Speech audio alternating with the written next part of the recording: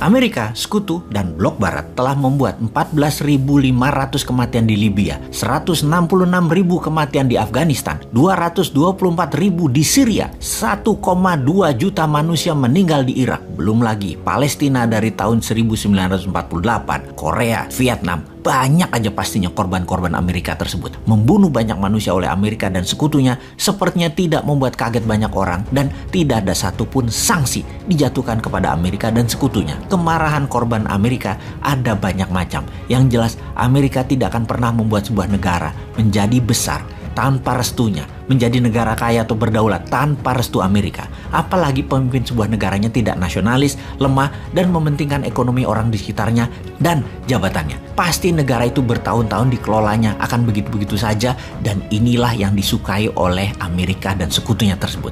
Karena mereka pasti manut dan takut dengan sistem Amerika, seperti takut pada IMF, takut pada dolar, takut membangun tanpa hutang dolar, membangun harus hutang dolar. Begitu deh kira-kira kelakuannya. Sesungguhnya Rusia mengambil Ukraina bisa dilihat sebagai perang saudara di Rusia ketimbang perang yang membuat perang dunia ketiga. Ada sih perang dunia, namun bukan perang militer, tapi efek ekonomi yang memburuk akibat perang Ukraina yang berkepanjangan. Seperti harga-harga naik. Itulah perang yang akan dirasakan seluruh penduduk dunia. Indonesia inflasinya akan mengerikan kalau tidak ada kebijakan yang jenius dari pemerintah old mind ini. Wakanda ini sudah uang beredarnya rendah, inflasinya akan tinggi, produk turun drastis, perlu import barang, dan barang beli barang impor tersebut nilai harganya naik, harga barang-barang antar negara naik, harga transportasi naik, inflasi Indonesia pasti naik tinggi, dan rupiah terhadap dolar akan tembus 16.000. Melemah rupiahnya. Mudah-mudahan tidak ke 18.000.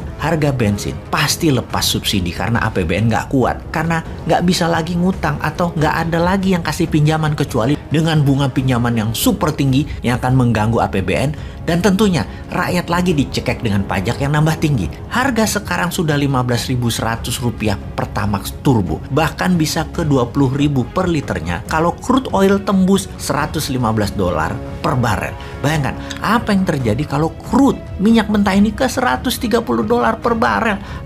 Biar harga-harga di Indonesia itu. Dan semua ini akan terjadi di tahun 2022 ini. Bahkan di APBN anggarannya itu diprediksi nilai per barelnya minyak cuma 63, sekarang 115, mati kita udah 2 kali lipat, alias uang kita tuh cuma cukup beli untuk setengah tahun atau kita cari utangan lagi.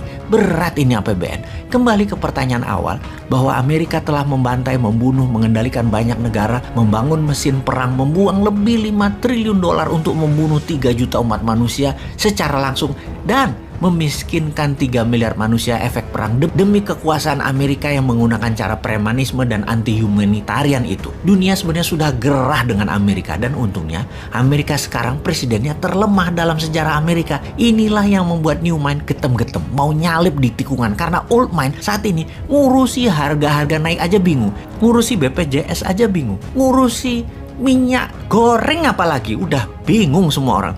Jangankan mau perang lawan Amerika atau Tiongkok, perang melawan kemiskinan aja nggak pernah menang kok Indonesia itu. Kalau mau jadi negara besar, menjadi negara superpower, Wakanda harus punya sistem SWIFT-nya sendiri, e-rupiah dimainkan, e-gold dimainkan, punya satelit sendiri, punya sistem currency sendiri, paralel dengan yang ada di dunia saat ini, model renminbi dan yuan 30 tahun yang lalu. Main cantik lah, dan segerakan.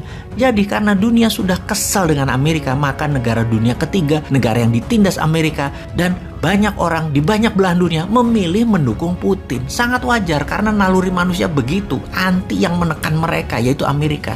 Habis bagaimana ya? Media semua satu suara, hanya dukung kebenaran barat dan kebenaran sekutu. Jadi ketika Amerika serang Irak, bantai rakyat Libya, bantai Suriah dan lain sebagainya, dunia harus setuju dan harus diam. Sekarang Putin melawan NATO, melawan Amerika, dan banyak rakyat keplok-keplok dukung Rusia jadinya. Kita Indonesia harus bagaimana? Mulailah membangun kekuatan sendiri. Sudah puluhan kali disarankan, mulai dari yang sopan sampai super nyinyir, tetap aja kerjanya proyek. Ayo bos, kita mulai yang benar bernegaranya. Sudah genting saat ini. Ayo bangun 50 kawasan ekonomi khusus dan tingkatkan produksinya. Jangan hanya mikirin IKN yang lebih bersifat administrasi doang kok tanya. Ura,